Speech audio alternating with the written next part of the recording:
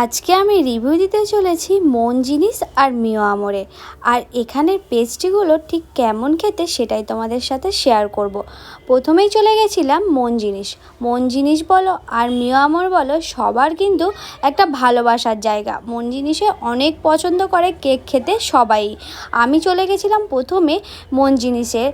তো এখানে গিয়ে চকো চিপসে একটা কেক নিয়েছি। আর এখানে আমার মেয়ে দেখতে পাচ্ছ চকো চিপসগুলো খেতে ব্যস্ত হয়ে পড়েছে।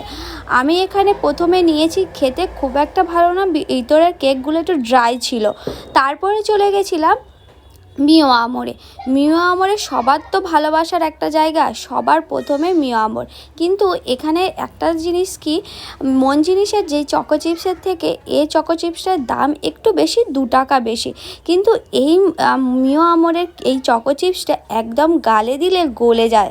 আর এত সুন্দর, এত সফট, তো আমার তো